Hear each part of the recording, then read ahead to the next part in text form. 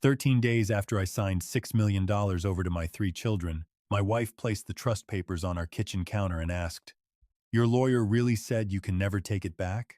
I looked up. "Why?" Evelyn smiled. "No reason.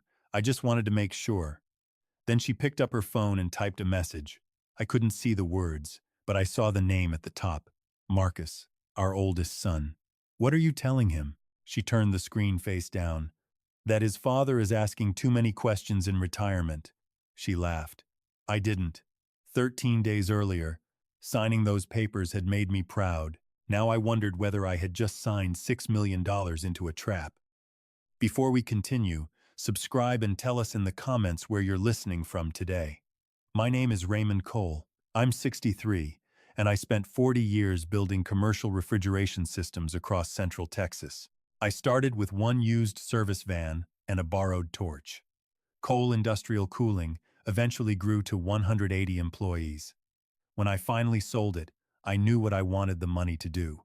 I wanted Marcus, 35, Claire, 32, and Sophie, 21, to live without the fear I had carried through mine. My estate attorney warned me, "Raymond, this trust is irrevocable. Once it's funded, you don't get to change your mind." "Good," I said. "Then they'll know it isn't a leash." I transferred $6 million, divided equally among them. That evening, Marcus raised his glass. "You didn't have to do this, Dad." Claire kissed my cheek. Sophie hugged me from behind and whispered, "This is crazy." I laughed. "Then be smart with crazy." Evelyn barely touched her wine. Our marriage had been cold for 2 years. Now I was home enough to notice the private calls, the closed laptop, and how quickly simple questions irritated her. That Sunday, I finally asked, "Why did you message Marcus about the trust?" She kept cutting strawberries. "Because he's our son." "You asked whether the money could be taken back, then texted him." The knife stopped. "You've been home 3 months and suddenly everything is an investigation." "I'm asking one question." She put the knife down. "Fine. I want a divorce." The words hurt, but they didn't surprise me. 36 years, and that's how you say it? How would you like me to say it? Anger got ahead of me. "Say it however you want. At least I know I did right by my children." Evelyn went completely still. "Your children?" Something in her voice tightened my stomach. "What does that mean?" She leaned against the counter. "Marcus isn't yours." I waited for her to take it back. She didn't. "Stop. Claire isn't yours either." "Evelyn." She held my eyes. "Neither is Sophie." "You're lying." "Then test them." "Why now?" I asked. "Why after 36 years?" Her eyes moved toward the trust papers. Then she gave me the smallest smile I had ever seen. "Because before you signed those, telling you could have cost them $6 million. She tapped the papers once. "Now it can't." I picked up my keys and walked out. I had spent 40 years learning that when a system fails, you don't guess which part broke. You test it. And as I drove away from the house where I had raised 3 children, one question followed me. Was Evelyn destroying me with a lie? Or had she waited until the money was gone because the truth had been sitting inside my family for years? I drove for nearly 2 hours before I stopped at an all-night diner outside Temple. I ordered coffee I never touched and stared at Evelyn's last message. "Don't make this uglier than it has to be." I typed 3 replies and deleted all of them. If she was lying, anger would give her exactly what she wanted. If she was telling the truth, anger wouldn't change a single birthday, scraped knee, or first day of school. By sunrise, I knew what I had to do. I called a private DNA laboratory in Austin. "I need paternity testing for 3 adult children." The woman asked whether they would participate voluntarily. "One will. The other 2 can't know yet." She explained that anything done without their consent would only give me private information, not courtroom evidence. That was enough. I needed the truth before I needed a lawyer. Sophie answered on the second ring. "Dad, is everything okay?" "I need a favor, sweetheart. I can't explain it yet." She was quiet. "Where do you need me?" 2 hours later, she met me outside the lab. She looked at the sign, then at me. "DNA testing? I promise I'll explain. Are you sick?" "No." She searched my face. "Is Mom?" "No." Sophie swallowed. "Okay." She signed the consent form without another question. Watching the technician swab her cheek nearly broke me. Sophie trusted me before she even understood what I was asking. For Marcus and Claire, I submitted personal items they had recently left at my house for an informational comparison, knowing any legal fight would require proper samples later. Then I waited 9 days. I repaired a compressor for an old customer, cleaned a workshop that didn't need cleaning, and slept badly. Every night I searched old photographs for pieces of myself. Marcus rubbed his jaw when he was thinking, just like me. Claire's laugh sounded exactly like my mother's. Sophie had my father's stubbornness. I found myself in all three because I had spent decades looking for myself there. On the 9th morning, the laboratory emailed me. I opened the first report in my truck. Marcus, excluded as biological father. I opened Claire's. Excluded. My hands were shaking before I opened Sophie's. Come on, baby, I whispered. Excluded. 3 children. 3 zeros. I sat there until the screen went dark. Then something happened I hadn't expected. I didn't stop loving them. I remembered teaching Marcus to change a tire in the rain, Claire calling me after her first breakup, Sophie asleep against my shoulder in an emergency room.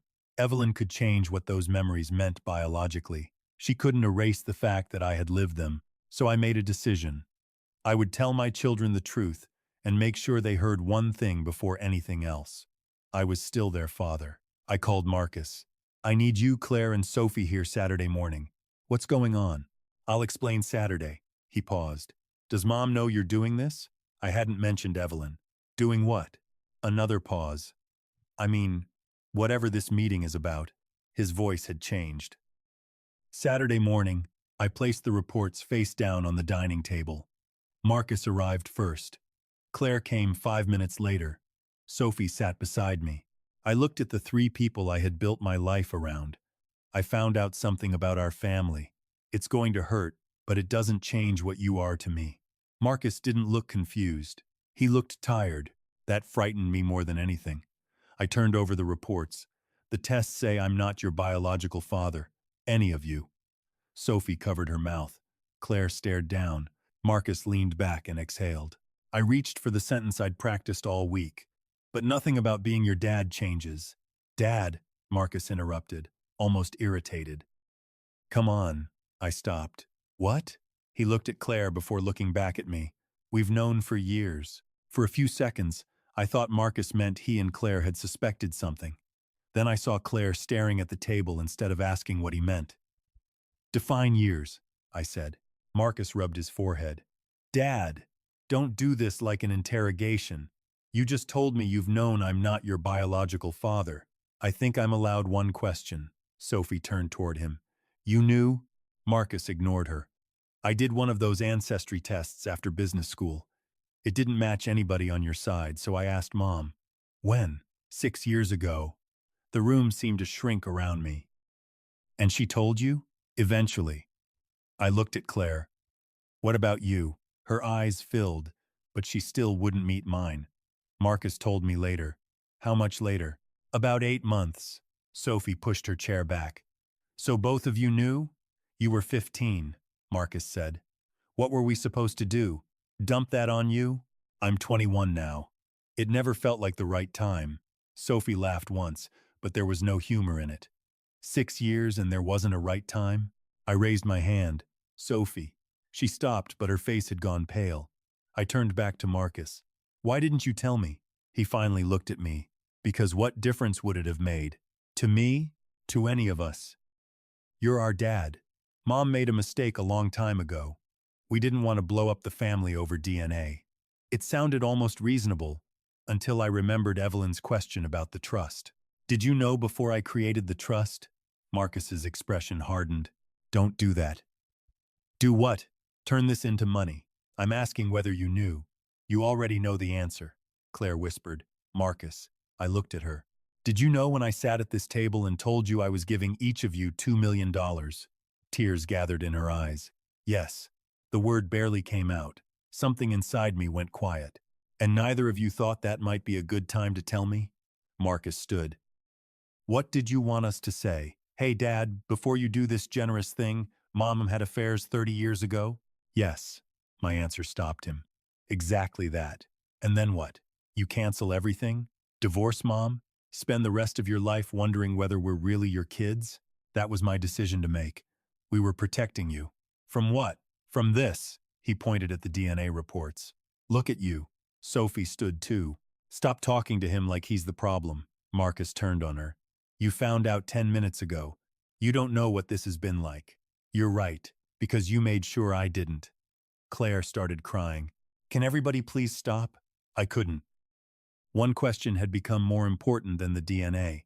Marcus, when I told you I was finalizing the trust this spring, did you tell your mother? He hesitated. It was small, but I saw it.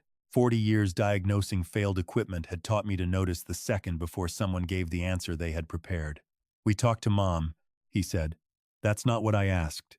Yes, I told her. Did you discuss whether I knew the truth? Claire whispered. Dad, please. I looked at her. Did you? She wiped her face. Mom said there was no reason to hurt you after all these years. Before or after she knew I was transferring $6 million. Nobody answered. Sophie looked from Marcus to Claire. Oh my God, Marcus snapped. Don't make it something it wasn't. Then tell me what it was, I said. You had 6 years. Give me one reason you couldn't tell me before I signed. He picked up his keys. Because we didn't want to lose our family. Or the money? His face changed. That's disgusting. Then tell me I'm wrong. He stared at me, furious, but no answer came. Claire whispered, We never asked you to create the trust. No, I said. You just let me create it while knowing something you thought might stop me. Sophie grabbed her bag. Marcus blocked her path. Where are you going? Anywhere you're not. Sophie, grow up. She looked at him with tears running down her face. I did. Apparently everybody forgot to tell me. She walked out. Claire followed a minute later. Marcus stayed by the door. You're still my father, he said. That's what you don't understand. I looked at the photographs covering the wall behind him. No, son. That's exactly why this hurts. After he left, I sat alone at the table where I had planned to tell my children biology changed nothing. I still believed that. What had changed was something else. For 6 years, Marcus and Claire had possessed a truth about my life and decided I wasn't entitled to it. And for the first time, I had to ask whether their silence had really protected their father or protected what they expected their father to give them. The front door had barely closed behind Marcus when Sophie's car tore out of the driveway. I stayed at the dining table with 3 DNA reports in front of me. 10 minutes earlier, I had believed the worst thing I could learn was that none of my children carried my blood. I was wrong. The worst truth was that 2 of them had watched me live inside a lie for 6 years and called it protection. Claire called that night. Dad, please don't shut me out. I'm listening, she cried quietly. Marcus found out first. Mom made us promise not to say anything. You were 31 when I funded that trust, Claire. Your mother couldn't make you do anything. Silence. I know. When did you learn I was setting it up? Last year. And what did you think? That you loved us. I did. That's not what I asked, she inhaled. I thought if we told you, everything would explode. Everything meaning the family? Another silence. And the trust? Dad. That was answer enough. The next morning, Marcus came back without calling.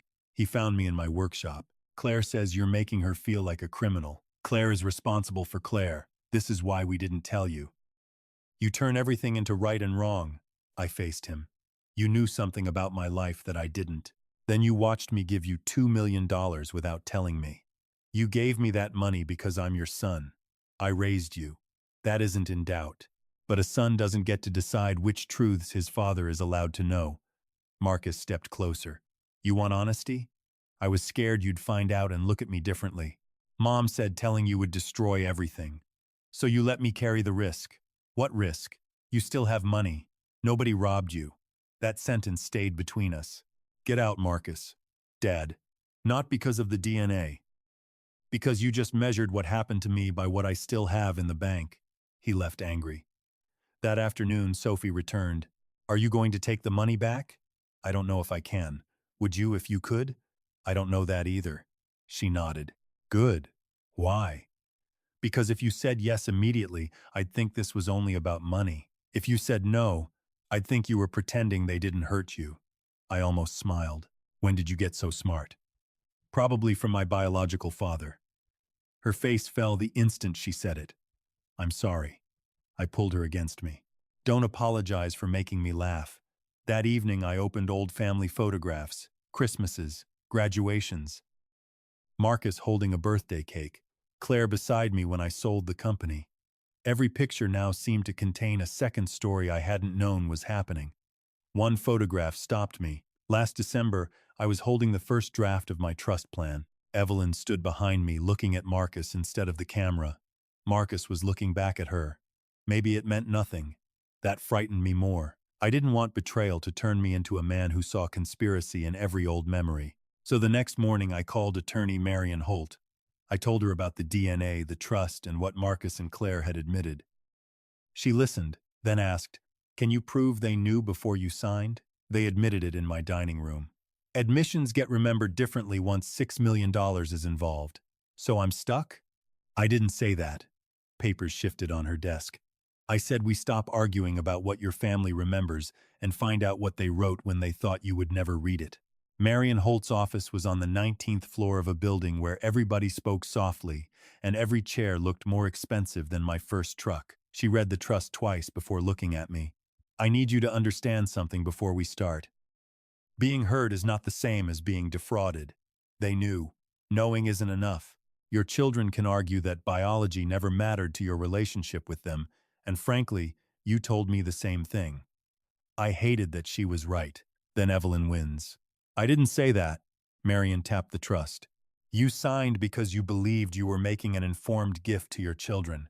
If someone deliberately concealed a fact because they believed disclosure might stop that gift, intent becomes important. Marcus and Claire admitted they knew. At your dining table. They'll remember that conversation differently once lawyers arrive. So what do you need? Something created before the fight. Messages, emails, anything showing they connected the secret to your money." My stomach tightened. "You want me to sue my children?" "No. I want you to decide what matters more. Recovering the money, or knowing whether they calculated your ignorance." That question followed me home. Sophie was sitting on my porch when I arrived. Mom called me 11 times. "You answer?" "No. You don't have to punish her for me." Sophie looked at me. "I'm not." She hesitated. "She told me you hired a lawyer to destroy Marcus and Claire." "I hired a lawyer to understand what happened. Is there a difference?" "There better be." That night Evelyn came to the house. I almost didn't let her inside. "Marcus says you're threatening legal action." "Marcus seems to know a lot before I do." "Raymond, they're your children." "Interesting time to remind me," she flinched. "I shouldn't have told you the way I did." "The way?" I stared at her. "You waited until 13 days after I funded an irrevocable trust. Because I knew what you'd do." "What would I do?" "This." She gestured around the room. "Lawyers, tests, questions. You would tear everybody apart trying to make the past obey you. You didn't give me a choice. I protected the family." "Did Marcus know I was finalizing the trust?" Her eyes shifted. "Ask Marcus." "I'm asking you." "Yes." "Did Claire?" Evelyn said nothing. "Did either of them ever suggest telling me before I signed?" "They were afraid." "Of hurting me?" She picked up her purse. "Don't do this." "Or losing the money?" Evelyn stopped at the door. "If that's what you need to believe, nothing I say will matter." "That's convenient." She turned back. "You think those kids owe you their entire lives because you worked hard. Maybe they were afraid that if you learned the truth, every birthday gift, tuition payment, and Christmas dinner would suddenly come with a question attached. Are you really mine? That one landed. Because beneath all her manipulation was something I couldn't dismiss. Maybe Marcus had been afraid of losing his father, not his inheritance. Maybe Claire had stayed silent because she couldn't bear to break me. After Evelyn left, I sat in the dark wondering whether I was about to destroy the relationships I claimed I wanted to save. Marion called the next morning. "I can begin the process, but once we request communications, you cannot control what we find. Meaning, you may discover they were protecting you. You may discover something worse. Either way, you don't get to unknow it." I looked at the photograph on my desk of Marcus at 16 beside my old service truck. Behind it sat the ugly clay pencil holder Sophie had made me in middle school. 36 years of fatherhood surrounded me, and I was about to ask strangers to reduce part of it to dates, messages, and motives. "Do it," I said. "Are you sure?" I thought about Evelyn checking whether the trust could be reversed. Marcus knowing exactly when I was finalizing it. Claire crying instead of answering whether money mattered. No, I said. But I need to know whether they kept the truth from me because they loved me or because telling me the truth might cost them $2 million each. Marion was quiet for a moment. Then prepare yourself, Raymond. The answer may cost you more than the trust ever did. 4 months after I told Marion to proceed, she called me at 7:30 on a Thursday morning. Raymond, don't read anything I send you until you get here. Why? Because I want you sitting down. An hour later, I was across from her with a gray binder between us. It was thick enough to stop a door. Phone records, emails, and messages produced during discovery, she said. 6 years. I reached for it. Marion put her hand on the cover. Before you open this, remember what you asked me to find out, whether they were protecting me or protecting the money. She removed her hand. The first messages were from 6 years earlier, between Marcus and Claire. Marcus had sent a photograph of an ancestry result. Beneath it, Mom confirmed it. Dad isn't my biological father. Don't say anything yet. Claire's reply came 3 hours later. Are you going to tell him? Marcus. For what? Blow up the marriage? Lose everything? My throat tightened. Keep going, Marion said. 2 days later, Claire had written, I hate this. He deserves to know. For 1 second, relief rushed through me. Then I read Marcus's answer. Then tell him and explain why Mom lied for 30 years. See how generous he feels after that. Claire replied, Fine. We wait. I closed the binder. That's enough. No, Marion said gently. It isn't. She turned to a section from 18 months earlier, when I had begun discussing the company sale. Evelyn to Marcus. Your father is talking about setting something aside for all 3 of you. Marcus. How much? Evelyn. I don't know. Don't ask him. Let him feel like it's his idea. Another message appeared 3 months later. Claire to Marcus. We should tell him before he does anything permanent. Marcus. And accomplish what? He still thinks we're his. Leave it alone. I stopped breathing for a moment. Not because Marcus had written that I wasn't his. Because of the word still. My son had turned my love for him into a condition that needed to remain undisturbed. Marion turned another page. The date was 11 weeks before I signed the trust. Marcus to Evelyn. Is he actually doing it? Evelyn. Peter sent paperwork. Spring. Marcus. Then nobody gets emotional around him until it's finished. I read that line twice. He knew the timing. Yes, Peter is my estate attorney. Your wife apparently saw correspondence from his office. Then came a message from Claire. This feels wrong. Marcus answered. He wants us taken care of. Let him do it. Claire. That's not the same as letting him do it without knowing. There it was, the sentence that destroyed the last excuse I had been holding on to. Claire knew the difference. She had named it herself. And then she had stayed silent anyway. I asked Marion, did she ever tell him no? Marion turned the page. Claire's final message that night read, I can't be the one who destroys Dad. Marcus replied, then don't. He'll never find out. Let him sign what he wants to sign. I pushed my chair away from the table. Marion didn't stop me. I walked to the window and looked down at traffic moving through downtown Austin. For months, some part of me had hoped the evidence would prove my children innocent. I wanted to discover that Evelyn had manipulated them, that Marcus had been frightened, that Claire had begged to tell me. Some of that was even true. That was what made the messages worse. They had struggled with the decision. Then they had made it. What happens now? I asked. Their attorney has the same production. So they know we've seen it? Yes. And the trust? Marion closed the binder. Now we have a credible fraud claim.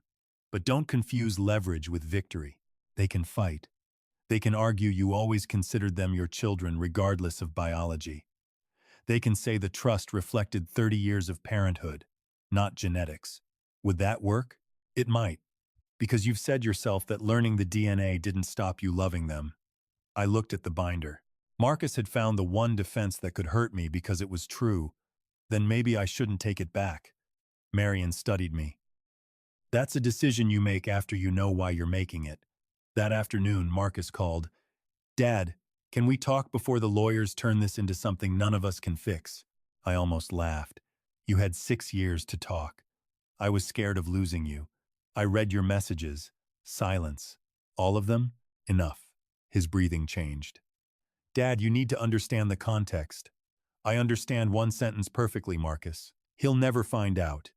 He didn't answer. For the first time since this began, my son had nothing prepared. I should have felt like I had won. Instead, staring at 6 years of his words, I understood that getting the money back might be the easiest part. The harder question was whether there was anything left of our family worth getting back with it. Marcus asked to meet without lawyers, but Marion advised me not to discuss the trust privately. So Tuesday morning we sat across from each other in a conference room, attorneys at both ends. Evelyn and Claire were there too. Sophie refused to come. Their lawyer began carefully. Mr. Cole, nobody disputes that these people have been your children in every meaningful sense for decades. Your own statements show biology did not end that relationship. That's true, I said. Marcus looked up. Then, the lawyer continued, would knowing the DNA results actually have changed your gift? No, the DNA alone wouldn't have changed it. Relief crossed Marcus's face. Dad, I'm not finished. If you'd told me 6 years ago, I would have cried, divorced your mother, and probably made breakfast for you the next morning. What changed the gift was learning you kept me ignorant because telling me might affect what I gave you. Claire covered her mouth. Marcus leaned forward. Those texts sound worse than what it felt like. Then tell me what it felt like. Like protecting 30 years of family from one fact that couldn't help anybody. Marion slid a printed message toward him. And nobody gets emotional around him until it's finished? Marcus stared at it. I was trying to stop everyone from panicking. Until what was finished? I asked. He had no answer. Evelyn finally spoke. Raymond, I created this. Punish me if you need someone to punish. You made the children carry your secret. Because I knew you'd leave me. You were right. Her face tightened. But I wouldn't have left them. Their attorney requested a recess. 20 minutes later, he returned with an offer.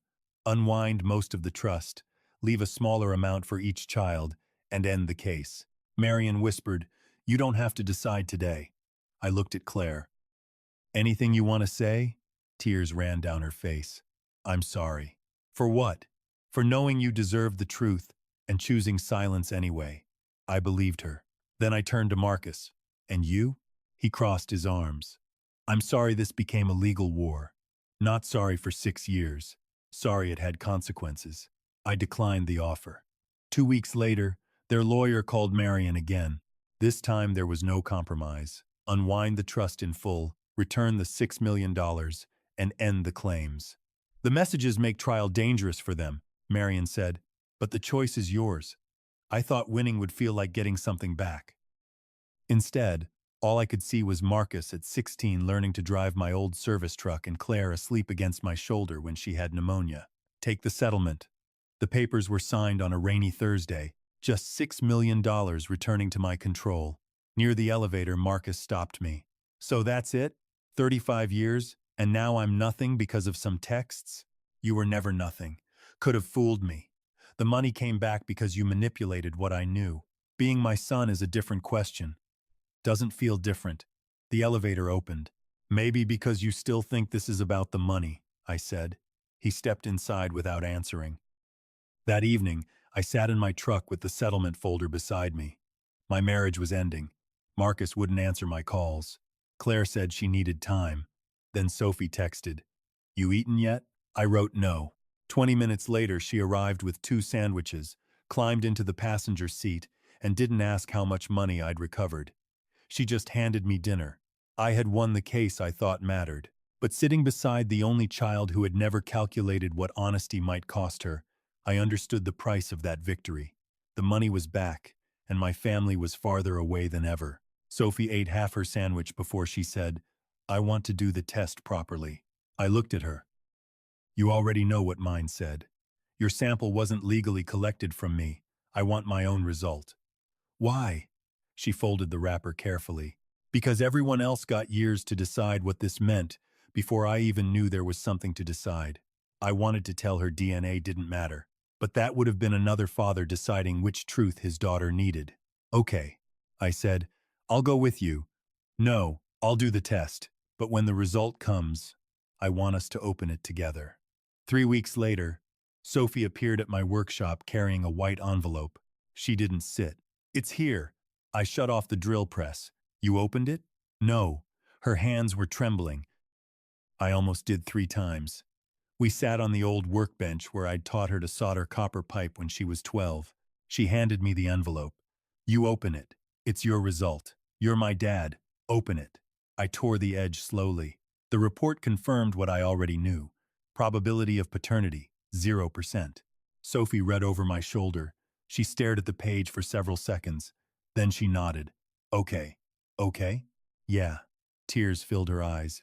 So I don't care who he is. I know who my father is. I couldn't answer. She leaned into me. And for the first time since Evelyn's confession, I cried without trying to stop. Then Sophie asked the question I hadn't prepared for. Do you want to know who he is? I pulled back. Do you? I don't know. She wiped her face. But Marcus does. My stomach tightened. What do you mean? He called yesterday. He said he found him. The man's name was Daniel Mercer. He was 64 and lived less than 90 miles away. I recognized him immediately. 27 years earlier, Daniel had worked with one of my suppliers. He had eaten barbecue in my backyard twice. Evelyn had introduced him as an old friend. Sophie watched my face. You know him. I knew him. Marcus wants to meet him. I folded the report. That's Marcus's decision. He wants me to go too. And what do you want? I wanted to ask you first. That hurt in a different way. You don't need my permission to learn where you came from. I'm not asking permission. I'm asking whether it would hurt you. I looked at her and realized how different that question was from everything Marcus had done. Sophie was willing to hear an answer that might cost her something. Yes, I said. It probably would.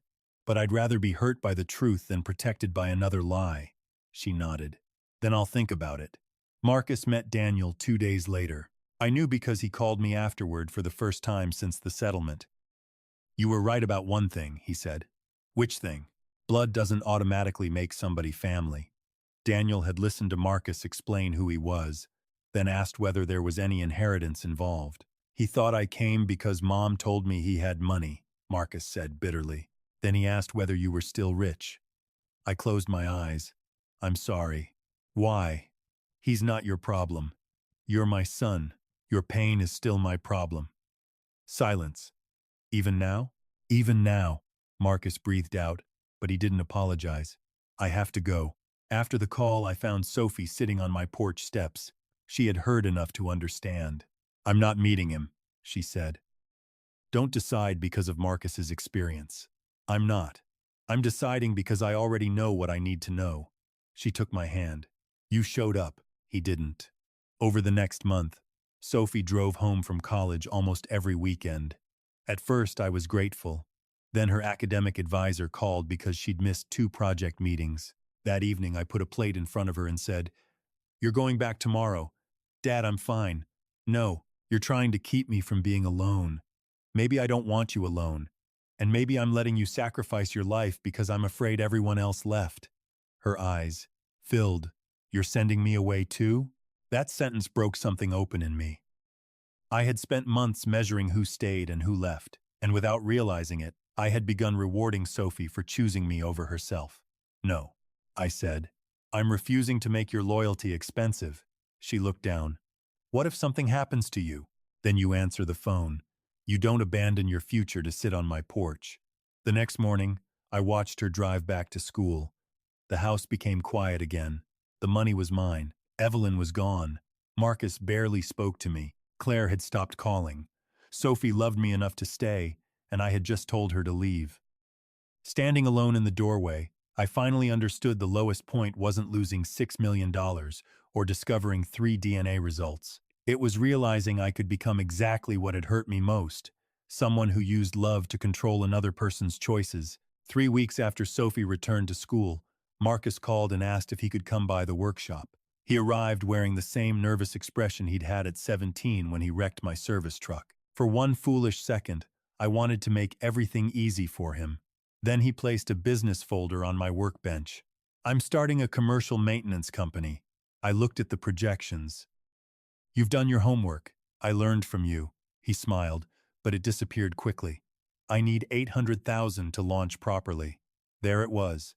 And you came to me. I'm not asking for a gift. Equity, 20%. You'll make money. Is that why you're here? His jaw tightened. I knew you'd do this. Do what? Make me prove I'm your son before you'll even discuss business. I didn't mention being your son. You didn't have to. I closed the folder. Marcus, tell me what you're sorry for. He stared at me. Seriously? Humor me. I'm sorry everything happened the way it did. What happened? Dad, 6 years, Marcus. You had 6 years to find the words. He stood. I was afraid. Of losing me. Yes. Then why did your messages keep mentioning what I might give you? He paced toward the door. Because people can be afraid of two things at once.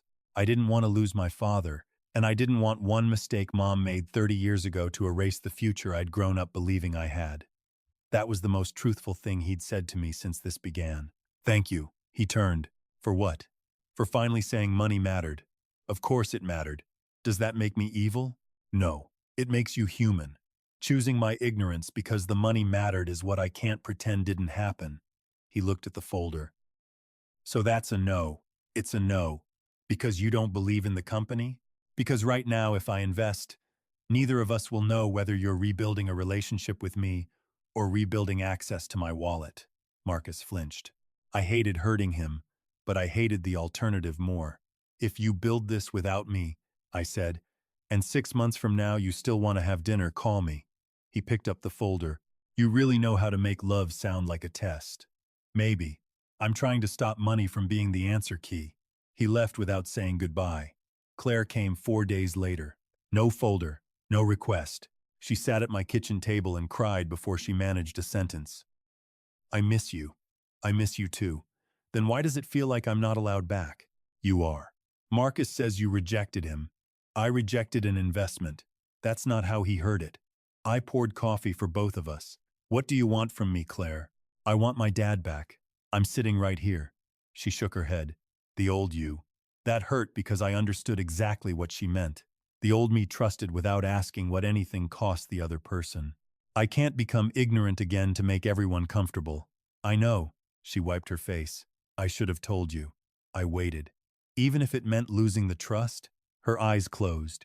For a long moment, she said nothing. Then, yes. Would you have said that before the lawsuit? She looked directly at me. I don't know. That answer meant more to me than a perfect apology would have.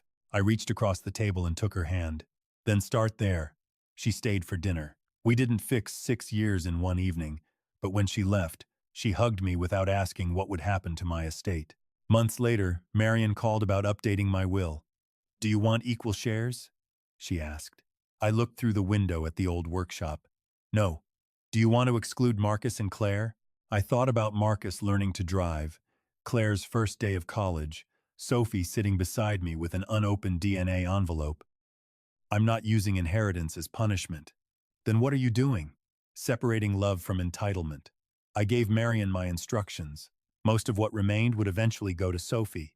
Marcus and Claire would receive personal things chosen for the lives we'd actually shared, not millions designed to make the family look equal on paper. Does Sophie know? Marion asked. No. Why not tell her? I smiled. Because for once, I want to know what a relationship looks like when nobody knows what's waiting in the will. That evening, Sophie called from school. She complained about a professor, asked whether I'd remembered to eat, and spent 20 minutes telling me about a project that had nothing to do with DNA, trusts, or inheritance. Before hanging up, she said, "Love you, Dad. Love you too." She had no idea she would inherit most of what I had left, and that was precisely why I finally knew she should. A year after Evelyn told me none of my children were mine, I sold the big house. Not because anyone forced me out, not because I couldn't manage it. I sold it because I finally understood that keeping a building just to prove nobody could take it from me was another kind of prison. I bought a smaller place outside Austin, with enough room for a workshop and a porch wide enough for 3 chairs. Then I put $2 million into a scholarship fund for young people entering skilled trades. Marion looked at the paperwork and smiled. Back to fixing things? Something like that. I named the program after my father, a mechanic who died believing the best inheritance he could leave me was knowing how to work with my hands. Marcus heard about the fund and called. He didn't ask for money. I got the company started, he said. Smaller than I planned. Sometimes smaller keeps you honest. He laughed. You want to see the shop? I'd like that. Claire started visiting again, too. We never pretended those 6 years hadn't happened. Some dinners were comfortable, others weren't, but apologies became more specific, and that mattered. Evelyn and I rarely spoke after the divorce. I stopped needing her to explain 36 years in a way that would make them hurt less. There wasn't an explanation like that. Sophie graduated the following spring. When her name was called, I stood so fast the man behind me laughed. She found me afterward and wrapped both arms around my neck. You cried, didn't you? Allergies. Inside an auditorium? Aggressive building, she laughed. Then she handed me a small box. Inside was an old brass key from my first service van, polished and mounted on a piece of wood. Beneath it she'd engraved, "You showed up. I couldn't speak. That's all I remember," she said. Every recital, every broken car, every stupid midnight phone call. You showed up. Not every time. Enough times. Months later, Marian asked one final time whether I wanted Sophie told about the will. No. She may be shocked someday. Good. Let her be shocked after I'm gone. You're impossible. That's what my family tells me. The truth was simpler. Sophie had already refused money twice when I offered to help with graduate school. She didn't know she would inherit most of what remained, and I wanted to keep it that way. Not because I was testing her. I was finished testing people. I simply wanted our relationship to remain what it had become when there was nothing left for her to prove. One Sunday, all 3 children came to my new house. Marcus brought steaks. Claire brought dessert. Sophie arrived late and blamed traffic. For the first time in years, nobody mentioned DNA, trusts, lawyers, or inheritance. After dinner, Marcus and I stood beside the grill. "Do you ever wish you'd never found out?" he asked. I thought about it. No, even after everything it cost? Especially after everything it cost. He looked toward his sisters. "I'm still your son? You've been my son since the first night you threw up on my shirt." He laughed. "That's disgusting. Fatherhood usually is." Later, after they left, I sat alone on the porch. A year earlier, 3 laboratory reports had told me I had no biological children. They were scientifically correct and completely useless at explaining my life.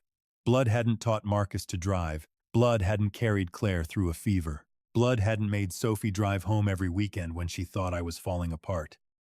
And blood hadn't caused Marcus and Claire to betray me either. Their choices had. That was the lesson I nearly missed while fighting over $6 million. DNA can tell you where someone came from. Money can tell you what someone wants. But character reveals itself when telling you the truth costs something. My children weren't mine because of blood. They were mine because of the lives we'd built together, and whether we remained a family would depend on the choices we made after the truth was finally free.